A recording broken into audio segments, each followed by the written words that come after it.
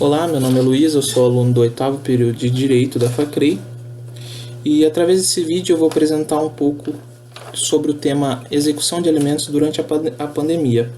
Vai ser um vídeo rápido, simples, fácil de entender, onde eu vou tratar sobre esse tema e mais especificamente a respeito da condenação à prisão durante esse período. Dando início então ao tema, podemos observar que existem dois tipos de execução nesse rito. O primeiro tipo de execução é a execução pelo rito de prisão. O segundo é pelo rito de constrição patrimonial. Começando então do primeiro, aqui é o rito mais comum, é o rito da prisão, mais conhecido, ocorre muito. Esse rito, para ser realizado, ele precisa da seguinte forma: a pessoa vai entrar com um pedido de execução contra o indivíduo, sob pena de prisão. Para isso ocorrer, é necessário que o devedor ele tenha no mínimo 3 meses anteriores com prazo vencido para requerer o pagamento. Entrando então com esse processo de execução, o devedor vai ser citado e assim ele vai ter 3 dias, o prazo de 3 dias, para poder se manifestar, tentando justificar porquê do não pagamento, porquê do atraso, ou tentando acordar alguma forma de pagamento.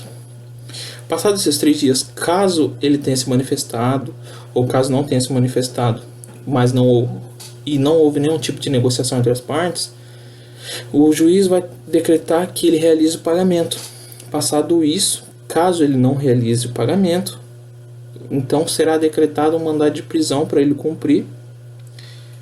E detalhe, é importante ressaltar que ser decretado mandado de prisão não significa que ele não vai ter que pagar. A prisão de débito de alimentos é a única prisão civil que pode te levar preso. Essa prisão ela tem uma pena de mais ou menos de 1 a 3 meses. E após isso, assim que ocorrer o mandado de prisão e o indivíduo for lá e cumprir, acabando a prisão, o processo vai encaminhar direto para outro rito. Ele passa por segundo tipo de execução. Esse tipo de execução é a constrição patrimonial, onde vai ser decidido qual vai ser a forma de pagamento, o que vai ser trazido para realizar o pagamento. E é isso. A respeito disso, eu abordo um pouquinho daqui a pouco, explicando mais isso, mas agora vamos para outro questionamento que tem acontecido muito durante esse tempo. Fica a dúvida de como está funcionando a condenação e os mandados de prisão durante esse tempo de pandemia, pelo risco do coronavírus. Sabendo disso, dessa dúvida de todos, o STJ teve que proferir a sua decisão a respeito do tema. Recentemente, poucos meses atrás, então ele fez isso, proferiu sua decisão e ficou conhecido como Lei da Pandemia. Esse entendimento ele traz para a gente o seguinte: todos os mandados de prisão, todos os decretamentos de prisão realizados durante esse tempo de pandemia, eles devem ser suspensos. Mas isso significa o seguinte: não que ele não vai cumprir, vai ser suspenso para preservar a saúde do indivíduo, ou seja, o Estado, independente de quem seja o outro indivíduo, se ele é bom, se ele é ruim, não importa para ele. Cabe ao Estado proteger o indivíduo, garantir a saúde dele e o bem-estar.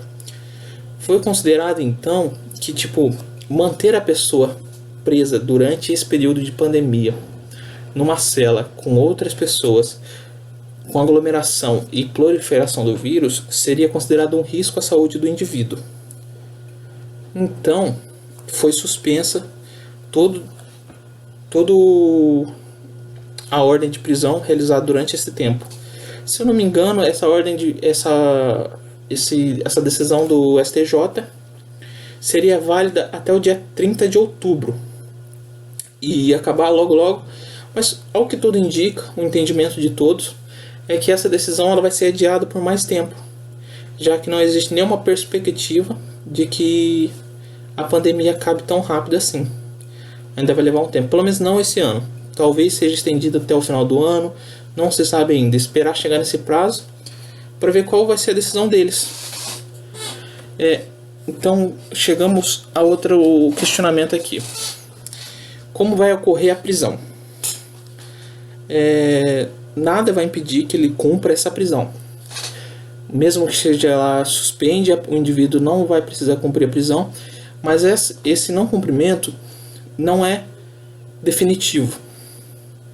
Vai ocorrer a prisão em algum momento, nada vai impedir que, após acabar o tempo de pandemia, o juiz chegue e decrete que ele tenha que cumprir essa pena. Essa decisão ela não visa, então, extinguir o dever de cumprir a pena, ela só vai suspender por tempo indeterminado para proteger os indivíduos. E aqui, ó. Muito se pergunta se, após um tempo de tomada essa decisão, muito ficou em dúvida se o réu poderia cumprir essa pena de forma domiciliar, em regime domiciliar, ou seja, ele iria cumprir, ficar trancado em casa, e essa ia ser a pena dele, que ocorre em alguns outros casos, mas logo essa decisão caiu porque é complicado.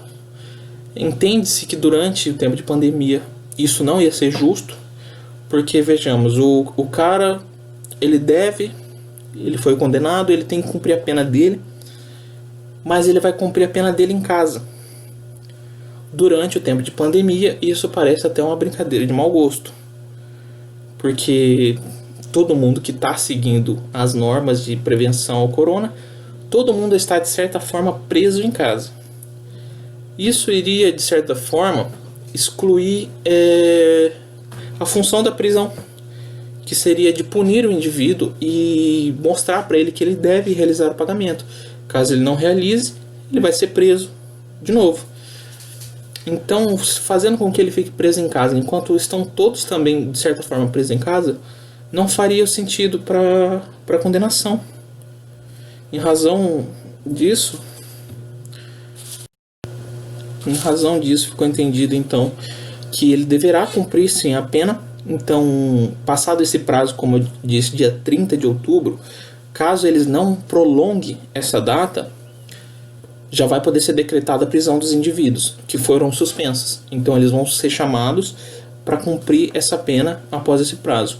Caso prolongue, vai suspender por um tempo ainda a ser determinado e ele vai ter que cumprir de qualquer jeito.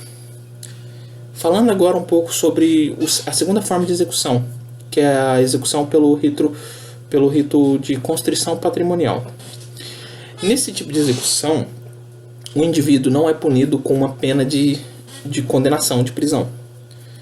Mas, nesse rito vai ser trazido para análise à justiça salários, benefícios, FGTS, auxílio emergencial e qualquer outro tipo de renda, vai ser trazido para uma análise que vai poder ser usado como penhora, vai poder ser penhorado. E isso nada mais justo, porque é responsabilidade dos pais pagar o alimento do filho, independente do que aconteça, porque o alimento ele tem muita prioridade a respeito de qualquer outra dívida, qualquer outro crédito. E é responsabilidade do pai e da mãe, independente do que aconteça.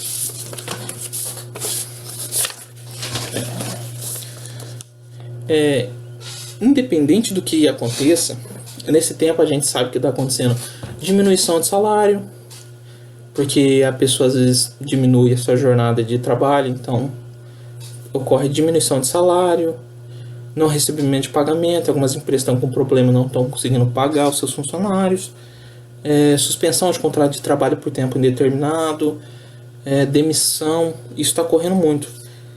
Esse tipo de situação, ele não vai tirar a responsabilidade dos pais em pagar o alimento.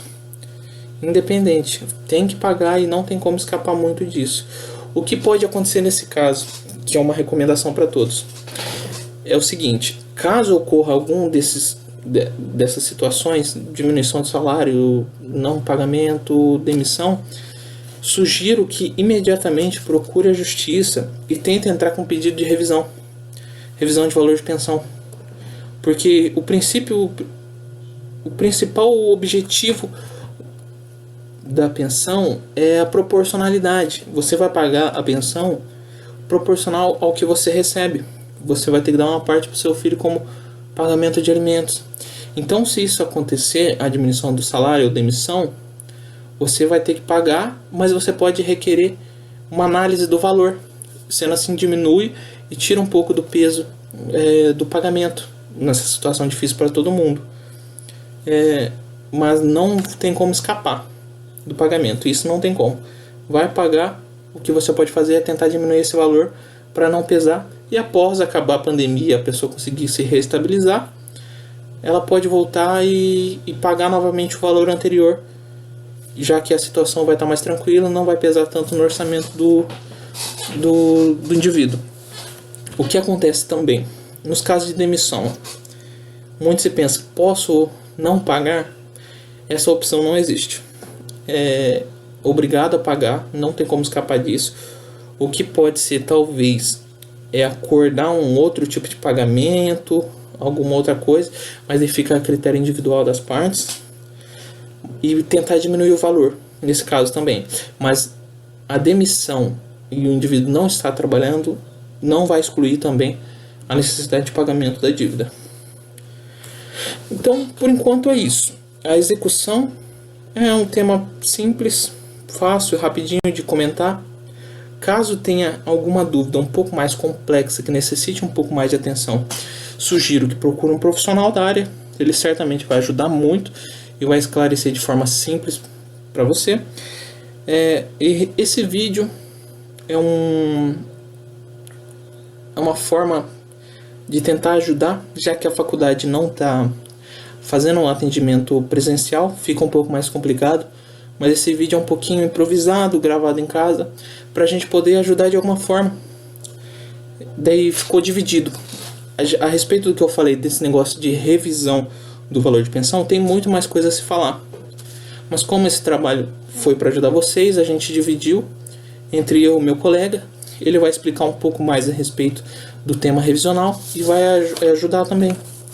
Ele mora em outro lugar, a gente mora separado, então esse vídeo vai ser dividido em duas partes. Ele vai tratar um pouco da revisão, assim como eu tratei um pouco da execução.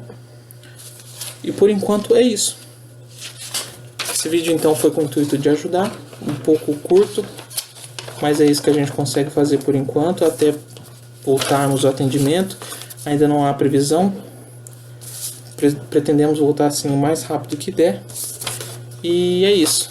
Obrigado por assistir e até mais. Para a gente poder dar andamento para a execução dos alimentos, nós temos que entender que existem algumas causas nas quais existem uma nova avaliação sobre a execução desses alimentos. No caso, quando o pai ele é autônomo, muitas das vezes esse valor fixado ele pode ser diminuído provisoriamente, mas antes disso essa pessoa ela precisa provar em juízo para que essa proposta seja aceita. No caso, não há como apenas você dizer que está com falta de dinheiro, que você não está recebendo como você recebia antes, que só isso não é o suficiente. No caso, você precisa comprovar a sua renda e dizer por que você está sofrendo disso.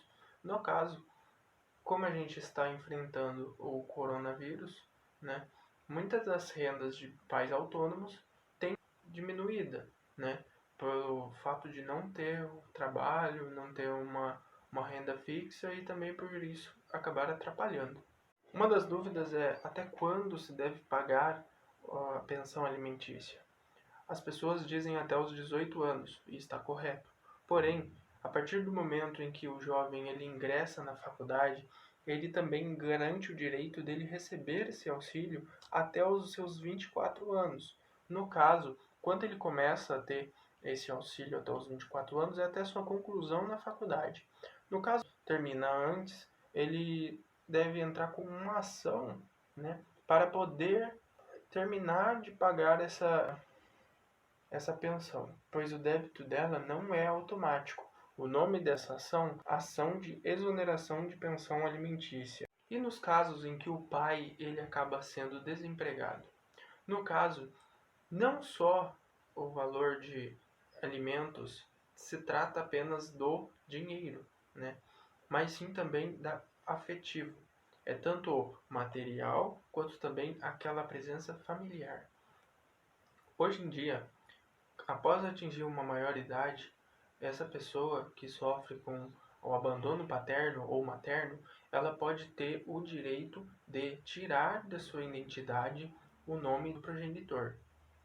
Caso sinta que a parte fez um abandono. Bom, agora vamos falar sobre as pensões garantidas para as pessoas adultas. No caso, antigamente, quando os genitores eles tinham um relacionamento e eles terminavam, no caso, um sempre ficaria dependente do outro, pois um largou sua vida para poder passar ao lado do outro, em que um, com a sua renda, sustentava a casa e o outro, muitas das vezes, ficava para cuidar da casa. Já que antigamente tinha esse pensamento, hoje em dia os dois podem trabalhar, os dois conseguem ter essa independência financeira. Hoje já não é muito válido isso. Porém, existem casos e casos. O direito da família ele deve ser avaliado por caso o que aconteceu. Se nós formos usar um exemplo de uma senhora de 55 anos que nunca trabalhou, nunca teve uma carteira assinada e infelizmente teve um término do seu relacionamento de 35 anos e era dependente do seu marido, essa pessoa ela não vai ter como conseguir entrar no mercado de trabalho, pois ela nunca teve sequer experiência para isso. Agora, se nós formos ver uma pessoa de 35 anos hoje em dia, no qual já trabalhou, há a possibilidade dela receber ainda por um período provisório. Neste caso, ela fica com esse valor até conseguir se reestabelecer no mercado de trabalho e garantir a sua finança própria. Então, o que a gente entende é que, hoje em dia, não podemos tomar tudo como uma única verdade, e sim nós pegarmos as duas coisas e separarmos caso por caso.